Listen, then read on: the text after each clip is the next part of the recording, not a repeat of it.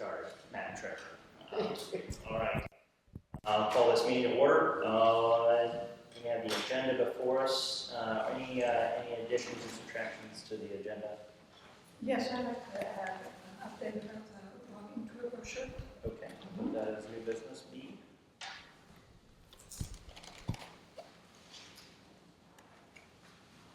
And I would like to add C under there is release of the bond for Rush River. That's really just authorizing the, Barbara and Steve to take care of that sentence. Any other additions? All right. Any motion to approve the agenda? Second. All right, all in favor, please indicate by saying aye. Aye. All right, our agenda is approved. I know we had a little oops with the minutes. The file got corrupted, so we'll probably have to take care of that. Yes. Conveniently, we're having a meeting next Monday, so we can clear it up then. Yes. If that's okay with everybody. It's stuck in by this computer somewhere. Yeah, so we'll have to wait safely. Yeah. Under the mayor's report, the primary item I need to report is that we are desperate for volunteers for Christmas in Little Washington, quite desperate. And if folks are willing to volunteer, I need some names before the end of June. Believe it or not, it does require planning at this point to get everything to come together in December. So if anyone is willing to volunteer, if they could let Barbara or myself know, I'm sure the committee's got all those names. In the next couple of TBD, but the committee there's a guy who's been, and the group has as well, part of the committee the last few years. It was sort out who has time to do what and how that all comes together. Some of it is simple as manpower the day of, other folks calling around the county for sponsors or talking to small businesses, etc. Oh, fine. And finding those folks who want to participate. So please, I implore you to, the committee has had several folks who carried water the last many years. This will be the 20th year of the parade, and I hope that we're able to pull it off. So, let Barbara or myself know I appreciate it, and that's, I think, the biggest thing for the mayor's report.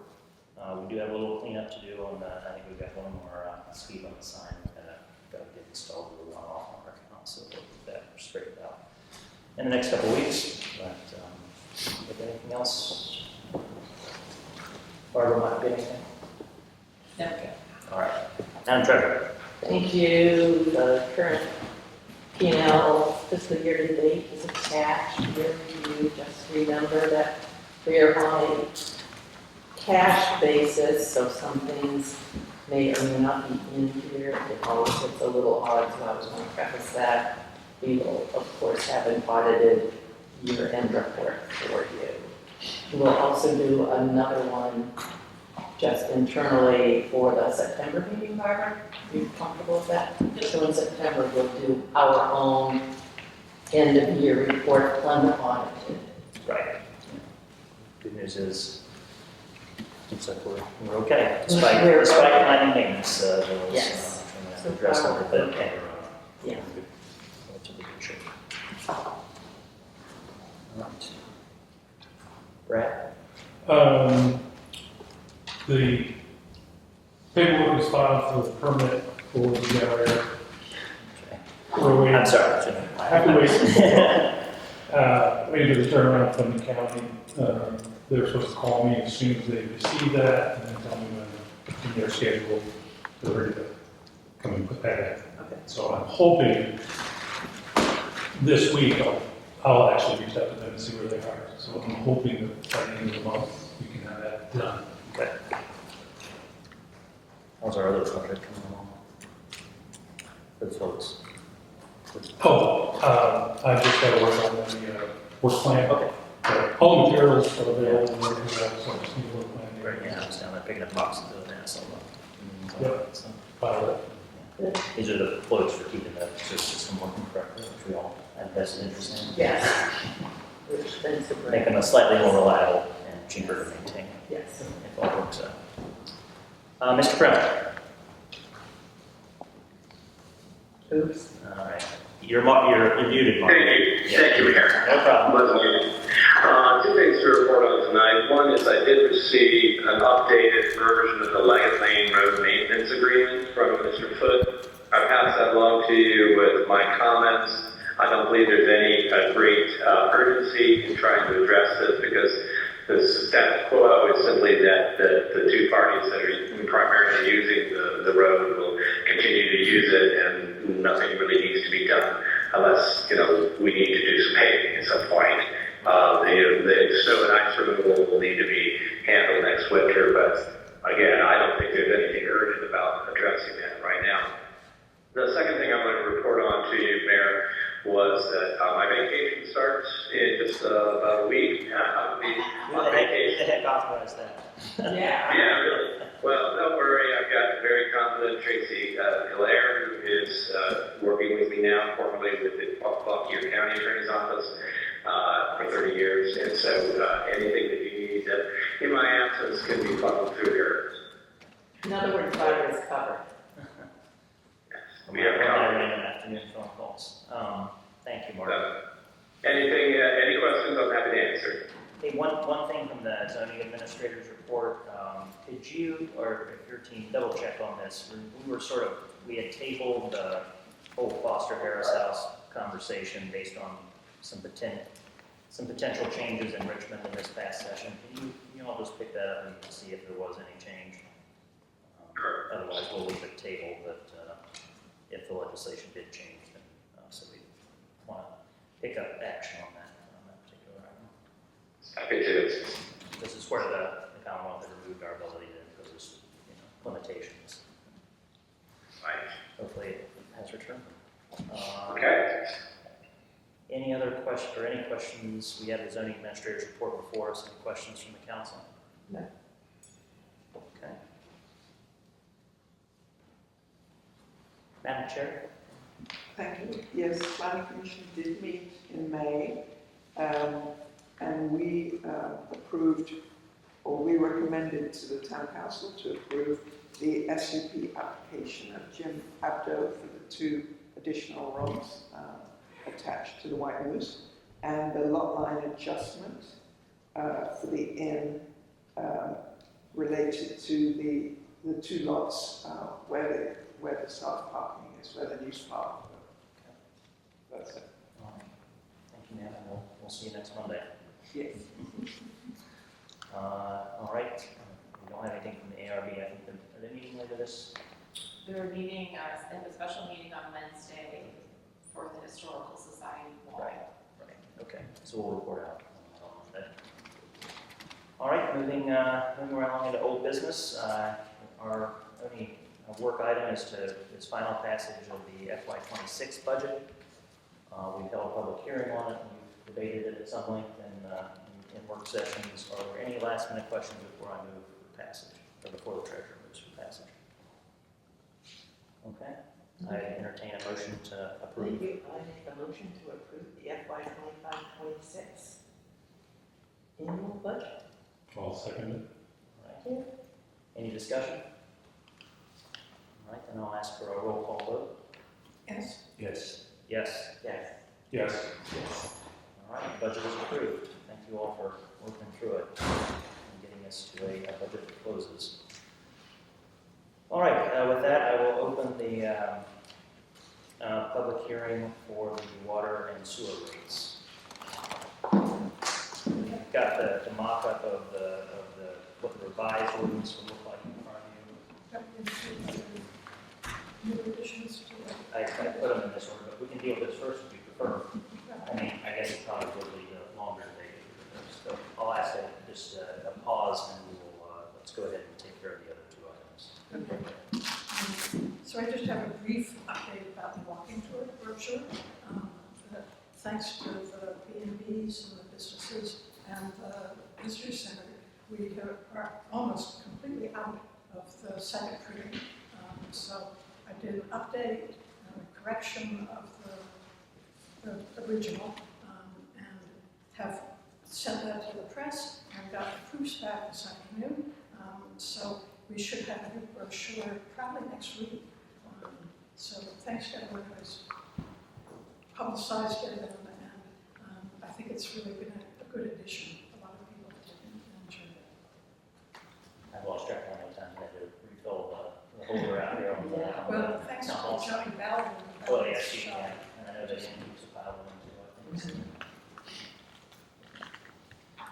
Hopefully, all our tourists will find it useful, and not just for bad. And I should mention that it's already been approved in the budget, so there's no new expense for it. Thank you, Jim, thanks for keeping that up to date. Our little community does change. Yes, I know.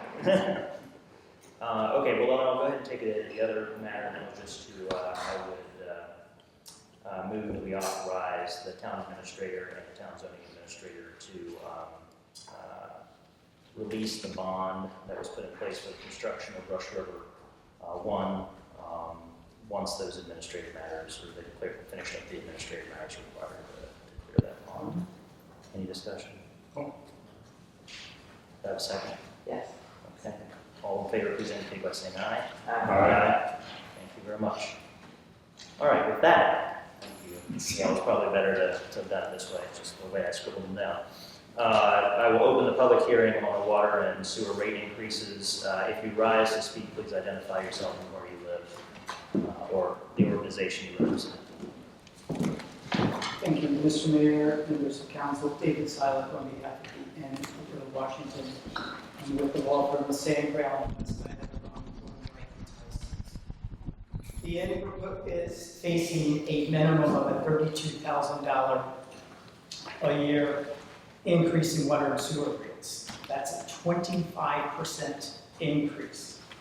When you compare that to our sister jurisdictions, and I say sister jurisdictions, I live in Front Royal in Warren County, it's disproportionately high compared to everyone else in the region. The question that I would ask that you all consider before you go any further this evening in considering the vote on this is whether the price increase is reasonable and in compliance with the laws of this Commonwealth. I do not believe it is when you face a 25% public utilities fee increase for one single customer. And there's only one customer that's so partially affected by this proposed ordinance revision. Whether the proposed rate increases disproportionately the burden for the inn, as it is the town's only high volume user, at least of the records I've been able to review. I've identified one. I believe that is somewhat in violation of the principles of fairness and equity. You have a $33,000 deficit, and you're asking one entity basically to make up a minimum of $32,000 of it, based upon current usage. Next question to be considered is whether it's discriminatory based upon the rates from adjoining jurisdictions. Has the State Corporation Commission reviewed this proposal? I've asked the State Corporation Commission today, and I did not receive a response back as to whether the SEC has reviewed this. And hopefully, maybe one of you all can answer that, or Mr. Friend. In proposing this, the question I would also ask is, did the town actually look at any of the adjoining jurisdictions for their structures? Nobody, except for one jurisdiction that I found, has anything remotely close to the usage requirement, and that would be Luray, but not nearly at the rate. Oddly, they have two major users, the Memslin and the Caverns. It appears that the proposed rate increase is somewhat arbitrary, as it applies only to one entity here.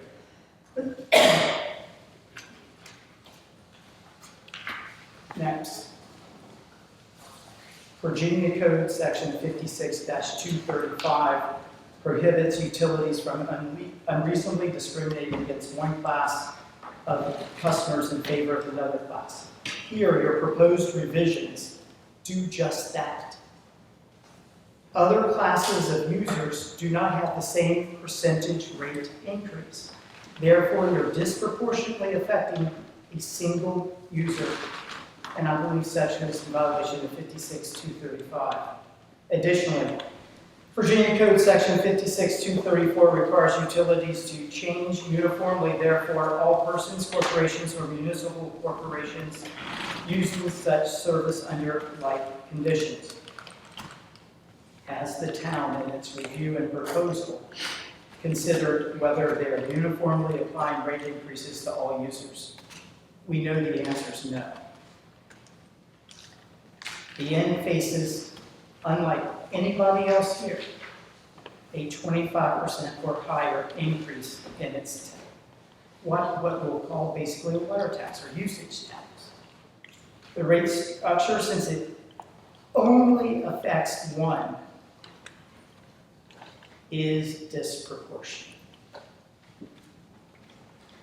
I would suggest to you no rational basis exists either for disparate treatment.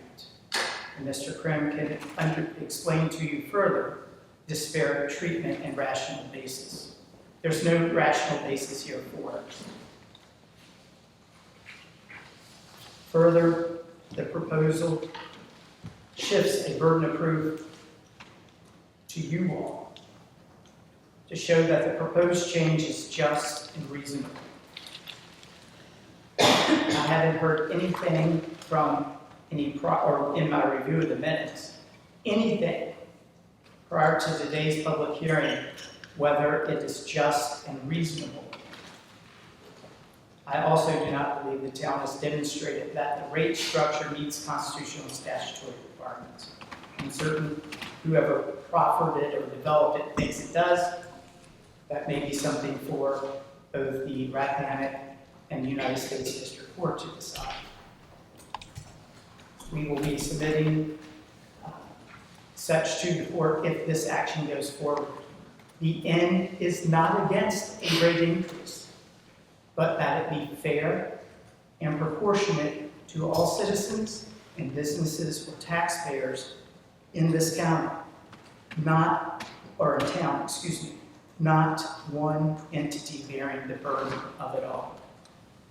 When one entity makes up 96% of your deficit, that is disproportionate. The inn's also not adverse to a phased-in increase to get to where you are, but certainly not all of it at once. So we would ask that you table this discussion, talk to interested stakeholders to see if a reasonable accommodation and agreement can be made if you're insistent on affecting one citizen / taxpayer / entity in your town. Thank you. Any other comments from the public? Yes, ma'am. Caroline Anstey, Chair, I hadn't intended to speak, but I think that your comment just prompts me to ask a question. And I think the center of your argument was one entity is bearing the burden. I think I would ask the town, is that one entity also requiring that the town spend more on infrastructure, spend more on expanding the system, spend more on ensuring that it can provide more wastewater or whatever it is? I know that we're already under pressure to do something to invest in the wastewater system to cope with increased capacity. So it's a question, really. I understand you're saying one entity is bearing the burden, but to what extent is that entity also causing us to spend more on the system? Thank you. Any other comments from the public? Okay. Then I will close the public hearing and any comments from the members of council.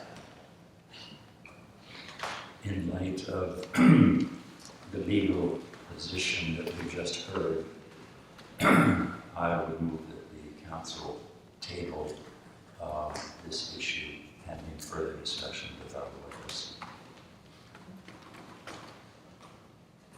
Is there a second for that motion? I would second that.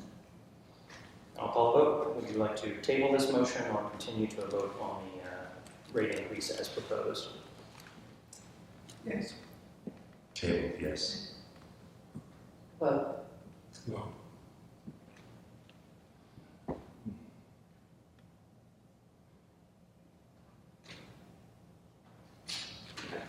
I would take it. To discuss. I'm sorry, I didn't hear you. Table.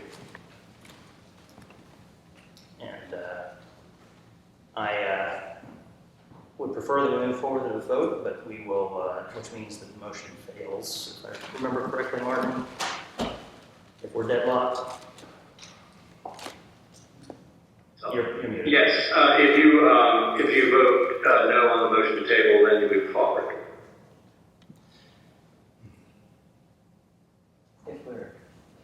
If we're three and three, Yes.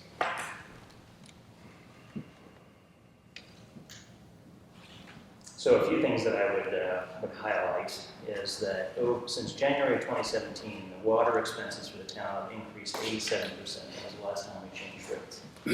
Equalized across all classes, this constitutes a 19% increase as proposed in this motion. Since January of 2022, since the sewer rate was increased, the town has faced a 30% increase in water expenses. Something, both of these things are not going to get better, and certainly are not going to get better as we expand the system to accommodate additional business growth in town, which you all know I'm absolutely in favor of. As proposed, this would constitute a equalized 17% request for an increase in the sewer rate. I know our council has reviewed it. I think that it meets the standard for being fair and equitable. I counter the comments, and I won't get into a legal debate here. I know that we have that other users who trip above 3,000 gallons a month, so it is not falling solely on one organization in this town. 26 users on the system exceed this amount every billing cycle, in many billing cycles. I'd also point out that the adjoining jurisdictions, while they may have a lower rate on paper, charge an equalized rate to large consumers, which is to say, I have to be able to provide you 100,000 gallons every month. Therefore, I'm going to charge you at a 100,000 gallon rate every month to guarantee that I provide it. Whether you use 100,000 or not is immaterial. That's what you're going to be charged. So yes, while you may at a cursory glance look like you're paying a lower rate, you aren't in fact paying a lower rate in performance. So I think that the rate increases, which we have debated, and as I recall, Barbara, we actually, accelerator rate, we did a slower increase on that than we did for regular users. Correct. So what is the increase for the accelerator? Percentage-wise?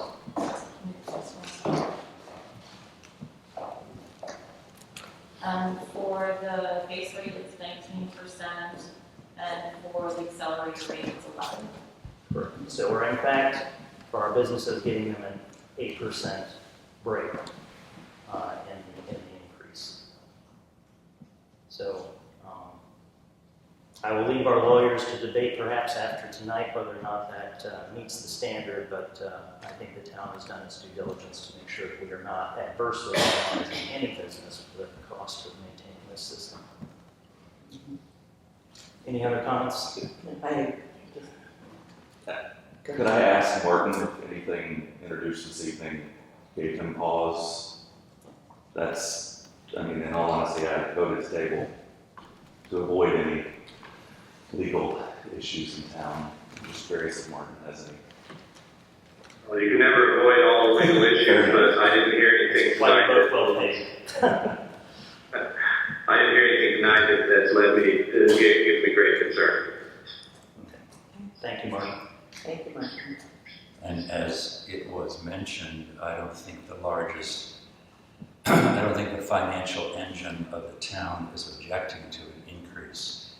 It's, with further study, what a sudden, immediate increase of 20% or more would mean to the inn's budget. There would only be one choice, and that is to raise our prices. which we simply cannot do on our own.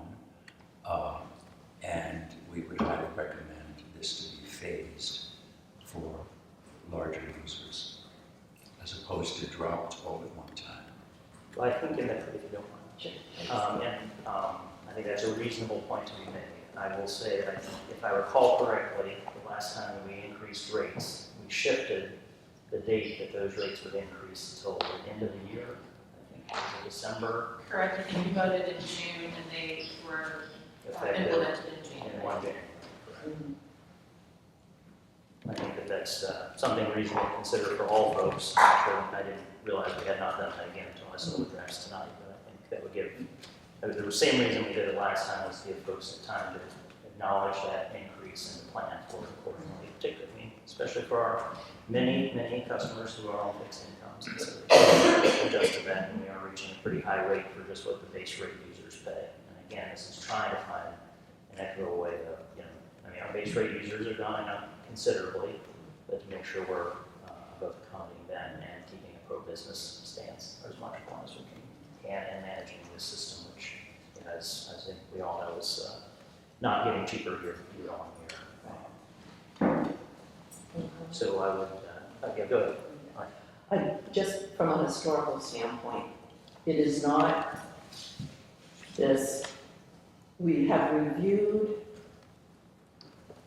rate increase possibilities for the past several years. COVID hit, everybody was in trouble. We decided not to do anything, just to leave everybody as they are, both business and individual residential. Then we said, when we came to 2022, when we did the minor increase on the sewer, we did that on purpose. We didn't touch the water. Once again, we're trying to give everybody still a little break to stabilize. But, we're now at the point where everything's catching up, but we felt we had to be fair in the years past and not do an increase for the past 3 or 4 years. That was very much appreciated. How much is currently in the rainy day fund? Just For 400 plus. there's approximately 400,000 change dollars in there for infrastructure improvements, which we're going to have to actually make to the sewer plant in the coming year. We just completed an engineering study to add an equalization tank to the system to manage the increased flows that we're facing and projected to face with additional construction in town. So 400,000 is set aside for that, and then we got another 400 and change thousand that's in that That's just absolutely we're raising it. It is the most enviable financial position this town has ever been in. It is. Good, we have that In many years. acknowledged. Of course. Yes, and I think without saying, we all know why. Well, I will stipulate that moderately. The $400,000 we set aside for infrastructure was actually provided by the development of Rush River and the tap fees they paid associated with that. And we intentionally put it all on us because we knew we were facing this challenge. The $400,000 otherwise that is in reserves is, yes, the most that we've had, and yet only constitutes less than 50% of our annual budget requirement. And the treasurer and I, having lived through the unfortunate experience during COVID of having to negotiate with our bond holders, the payments are very, very diligent in making sure that we can maintain that position. But I agree, we are in a very strong position, and that is largely based to the largest employer in the county and in this town by a long stretch, which we are very thankful for. But I need to control the gap between the cost of operating these systems to support business and our general revenue. We support that. Okay, so what I would ask is that we have the draft language before us. I would ask that we modify so we're looking through the water rate that we at the end of paragraph 2. Well, I'm sorry. In the second paragraph, there are 2 references to increasing rates on July 1. I would ask that we modify those to January 1, 2026 in both places. And let's see. I think that's good. And then that we modify the sewer ordinance accordingly. I'll find the right references in there to the right points in that. But we also modify any effective dates in there that likewise, or as this ordinance is effective January 1, 2026. Okay. Any other proposed amendments to the ordinances before you? Or general commentary? Did you want to add, the CPI? For the CPI. One other thing that had been proposed by the treasurer, I'm of two minds about this because I think it is very important for us to vote to have public debate about changing rates for the public. However, it has been suggested that we consider adding a clause that would adjust it according to CPI.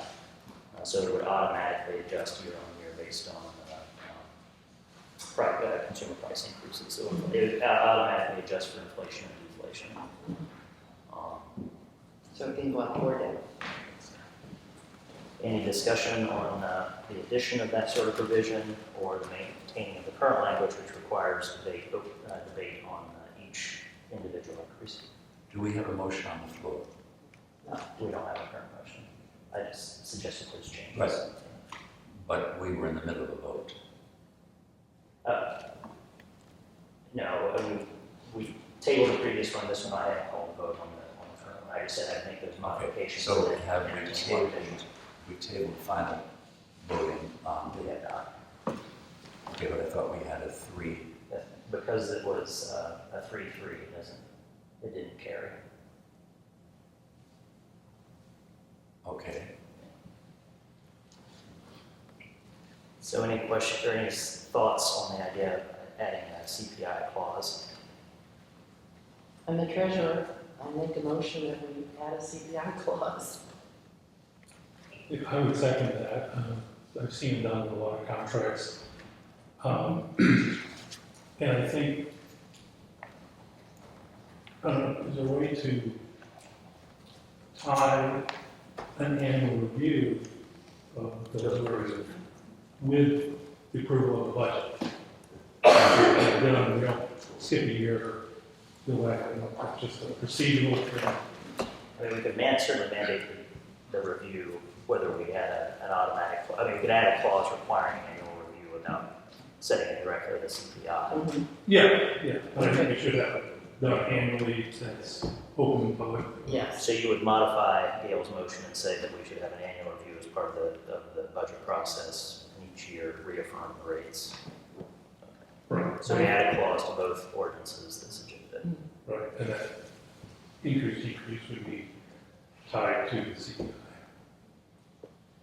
Do that Or just review based on annual CPI. Martin, is that functional as a? As a motion, what you're saying is that you are going to look at increasing it by the CPI. You still retain the authority every year to increase or reduce the amount of increase, or have no increase at all. Okay, so mandate a review based on CPI each year. Right. As part of the budget process. Good. I'm good with that. Yeah, that relieves some of my concerns, because I'm reluctant to just have us automatically have these increases without any public input, without any discussion. And As so a this would you know. allow This is that good. to happen. Yeah. So, any other comments or suggested changes? I'm good with that change. So I would move that we adopt the 2 ordinances before us. So we need to have 2 independent votes, Martin? You can do it in one. Okay. One to adjust the water rates of the town, the other to adjust the sewer rate ordinance. Then both of these would be modified to take effect on January 1st of 2026. And both would include a additional clause that required an annual review and affirmative vote by the council to increase rates based on CPI. Second. Well, and now I'm confused, because I thought this had not passed, this order. I thought 3-3 meant that 3-3 means that you there was a motion made to table. Right. Because it was a 3-3 vote, that motion failed. Therefore, I move forward with the debate on the two ordinances. So we heard your vote, right? What's that? I didn't recall hearing your vote. Yes, I voted in the affirmative to move forward. Okay. Yeah.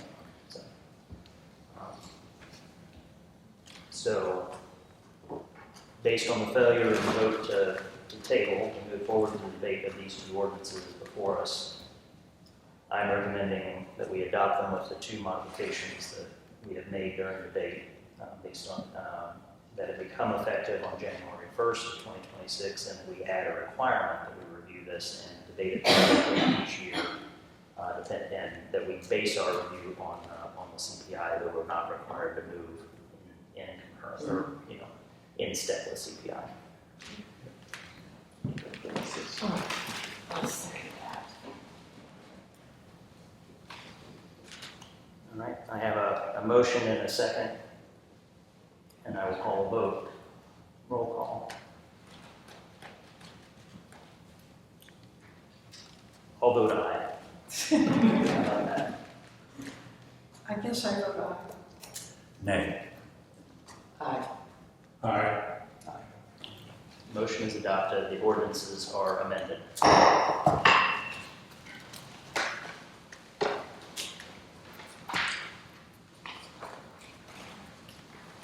That is it for new business. And at this point, I think we're prepared to move into closed session. Actually, I'll go ahead and do the public hearing now, so we folks don't have to come back. That's all right with everybody.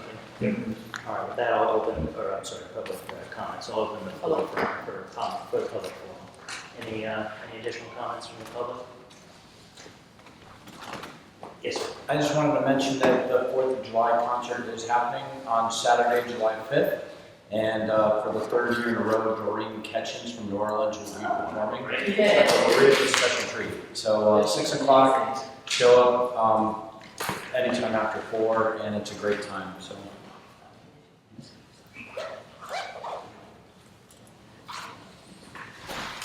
Thank you. Any other comments from the public? All right. With that, then I will close the public forum and move for our closed session. And pursuant to, I'll go ahead and read out the address before we, members of the press have regard. Actually, that's the certifications. No, you need to read them on the agenda. I just switched names. Sorry.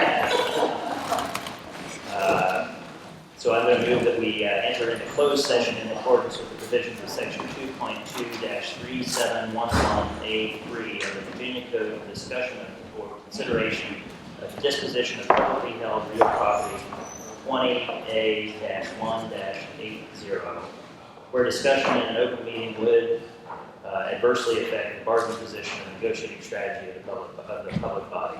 I would additionally ask that we allow our esteemed counsel and the town administrator to join us in the closed session.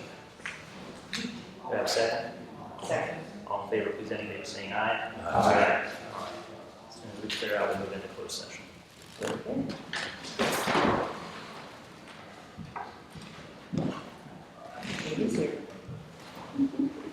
Get out of here.